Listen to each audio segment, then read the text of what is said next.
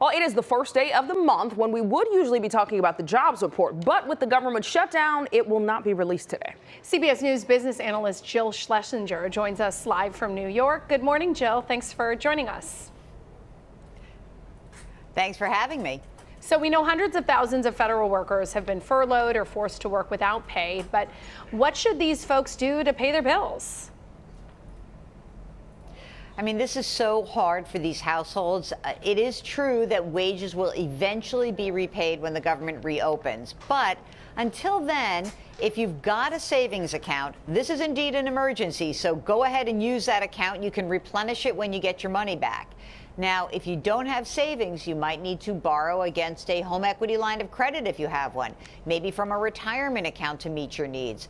But the case with any cash crunch is that if you are affected, please notify your credit card and utility companies, your landlord, your mortgage servicer, anyone you owe money to. Let them know that you might miss a payment or be late. Do not hide. Hiding is bad.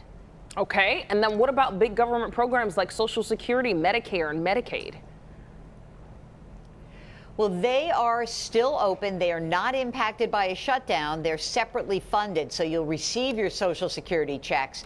You'll get your Medicare reimbursements and those Medicaid reimbursements. Also open, VA hospitals, the Postal Service, and for better or for worse, the IRS is open. If you owe them money, you're on a payment plan, keep making those payments. Also, student loan borrowers, keep making your payments. They are ready to receive them over at the Education Department.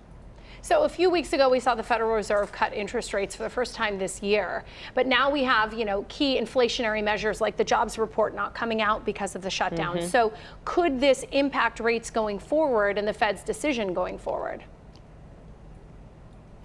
Absolutely. I mean, if we don't have economic data, as you said, both the jobs report, inflation data, how can the Fed make a decision? In fact, if you think about it this way, if the lack of clarity on where the economy stands might prompt the central bank to basically be more cautious, maybe do nothing. If this persists, this shutdown persists, they may even choose to delay their upcoming policy meeting later this month, October 28th and 29th. So we'll have to see. But there's not going to be a meeting or a decision if they don't have data on which to base their decision. Right. Makes everything more complicated, and we don't know how long it's going to go on. Jill, thank you so much for being with us this morning. Thank you.